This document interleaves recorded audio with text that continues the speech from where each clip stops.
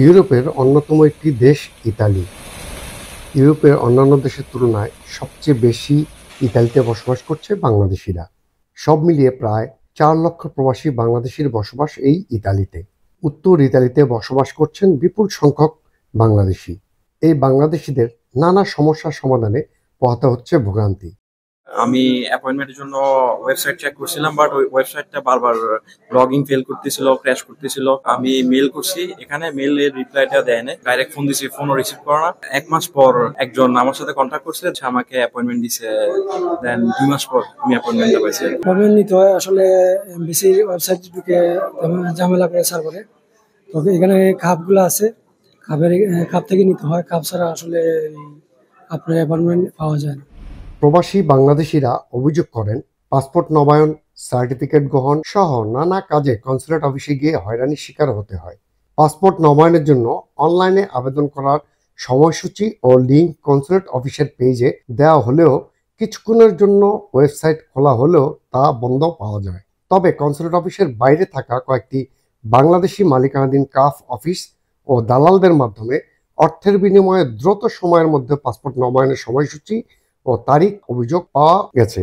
আমরা যারা Bangladesh consulate general Milan অফিসে যোগাযোগ করি বিভিন্ন অ্যাপয়েন্টমেন্টের জন্য, বাংলাদেশি পাসপোর্ট রিনিউর জন্য, সব সময় দেখা যায় যে সেটা বন্ধ থাকে অথবা সার্ভারের সমস্যা দেখা দেয়। কিন্তু স্থানীয়ভাবে বিভিন্ন দোকানে, ব্যবসায়িক দোকান থেকে যদি এটা টাকার বিনিময় করার চেষ্টা করা হয়, তারা দ্রুতই সেই অ্যাপয়েন্টমেন্ট পেয়ে থাকে। এবং সেটা কিভাবে পায় এটা আমাদের বোধগম্য নয়। 40,000 বাংলাদেশের কথা চিন্তা করে আমরা ইতালি এই ভেনেতোতে কনসুলেট জেনারেলের একটা স্থায়ী অফিস পাওয়ার জন্য স্থায়ীভাবে আবেদন করছি।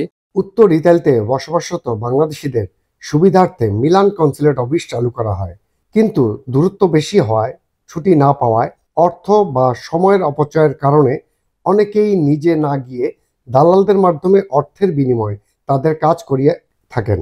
উত্তর ইতালির ভেনেতো বিভাগের বিভিন্ন শহরে বসবাস করছে প্রায় 40,000 বাংলাদেশি।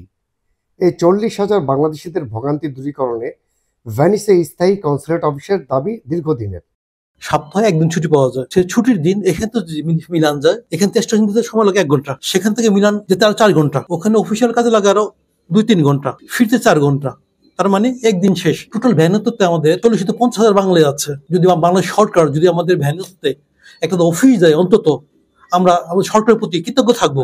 তবে মিলান কনসুলেট অফিসের কনসাল জেনারেল রফিকুল আলম জানান, তিনি যোগদান করার পর প্রবাসীদের সমস্যাগুলো শুনেছেন। তাছাড়া প্রবাসী বাংলাদেশিদের সমস্যার সমাধানে ও ভোগান্তি কমাতে কিছু পদক্ষেপ গ্রহণ করেছেন, যা কিনা অচিরেই সুফল দেখতে পাবে প্রবাসী বাংলাদেশিরা। তাছাড়া কনসুলেট অফিসের রয়েছে লোকবলের অভাব, অফিস স্টাফ কম থাকার কাজের চাপ হিমশিম খেতে হয় তাদের। এছাড়াও বিভিন্ন শহরে করা 2 দিনের ভ্রাম্যমাণ কনসুলেট সেবা চালু রয়েছে, সেখানে সকলের সহযোগিতা প্রত্যাশা করেন নবনিযুক্ত কনসাল জেনারেল।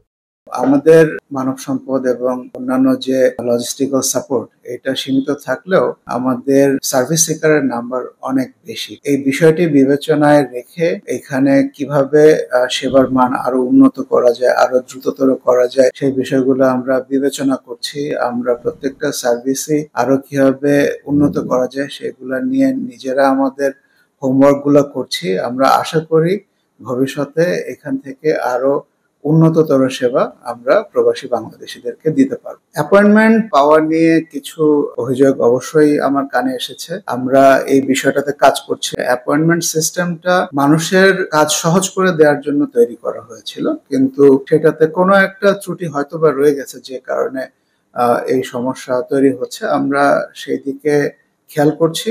এখনকার যে অভিযোগগুলো আছে সেই অভিযোগগুলো ভবিষ্যতে না আসে সেই দিকে আমাদের খেয়াল আছে, এবং ভবিষ্যতে আমরা এটার আরো উন্নততর একটা ব্যবস্থা তৈরি করার চেষ্টা করছি।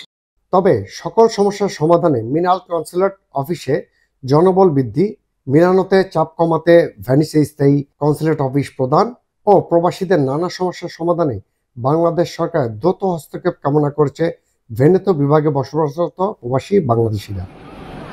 Zakir Hossain Suman, voice Bangla, Milan, Italy.